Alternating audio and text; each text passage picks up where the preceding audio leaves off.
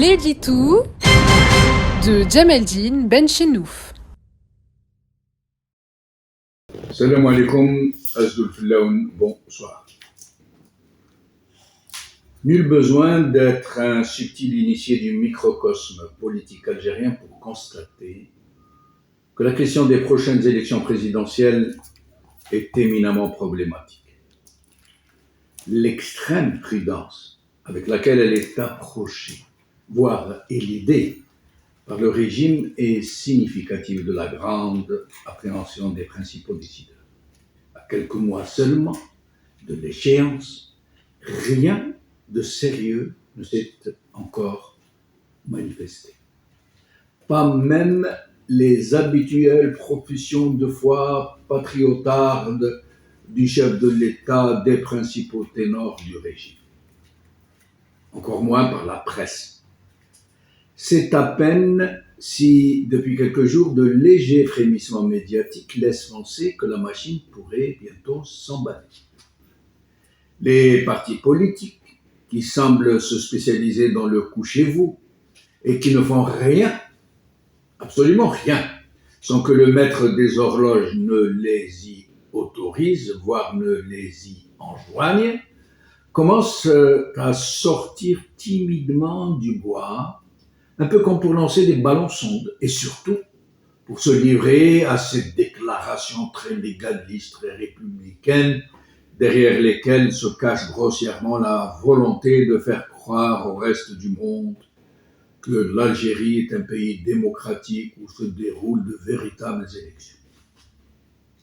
La presse n'est pas en reste, qui relaie avec les mêmes penchants Potemkin ce qui se veut de l'information politique.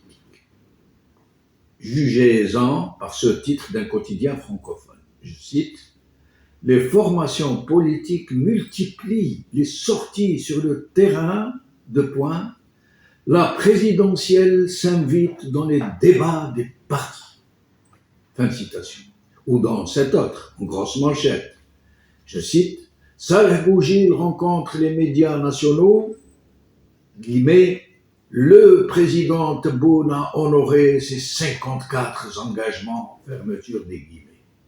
Mais mis à part ces mi-zélés, mi-velléitaires sortis de ces formations qui se disent des partis politiques ou de ces relais qui se disent la presse, c'est réellement silence radio dans le sérail et dans les cercles de la décision politique.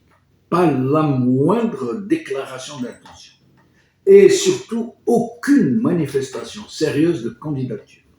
Où l'on comprend donc, entre autres tristes constats, que tout ce beau monde, des lièvres et des candidats professionnels, attend le feu vert de qui on sait, pour Zamazama, annoncer sa candidature aux multitudes grises.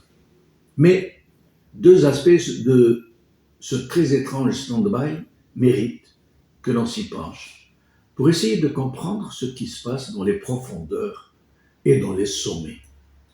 Le premier, et qui peut se révéler un signe très inquiétant, est pourquoi le président Tebboune n'a-t-il pas déjà annoncé ses intentions, dont personne ne doute qu'elles ne peuvent être que celles d'un rempilage, comme de tradition.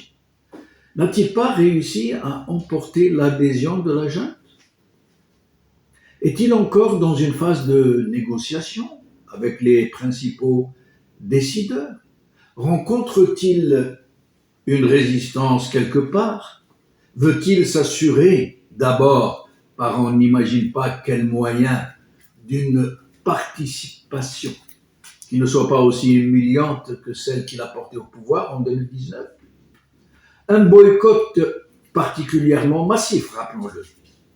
Le second aspect de ce curieux passage à vide et qui interpelle très fortement est dans cette absence assourdissante de l'opposition, non pas celle des partis politiques, de ces partis politiques qui ne sont là que pour border le régime et se voient prêts au râtelier, mais de cette vraie opposition, même si elle est latente, de francs-tireurs politiques, toujours vigilants, toujours prompts à éclairer l'opinion publique, ou du moins à tenter de le faire dans la mesure de leurs maigres moyens, serait-ce depuis l'étranger. Pourquoi aujourd'hui ce silence devant une telle situation, devant cette très curieuse stupéfaction politique, devant ce qui pourrait être une veillée d'armes pour brouetter tout un peuple, encore une fois? Pourquoi ne profitent-ils pas, ces opposants, de cette hésitation du régime, justement, en tant que tel, pour mettre en place une atmosphère de vigilance populaire, une synergie entre tous les opposants pour ébranler une contre-propagande?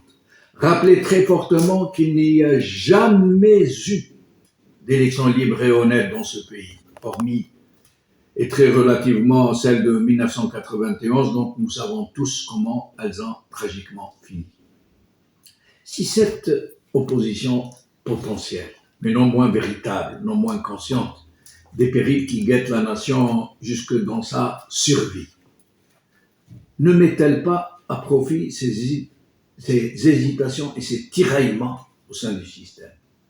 Si elle n'est pas en capacité de s'organiser, de se doter de tous les moyens de la lutte pacifique, c'est qu'alors, il n'y a plus rien à en attendre.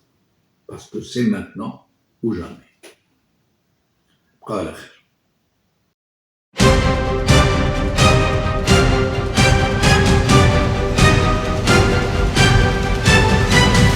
L'édito de Djemeldine Benchenouf.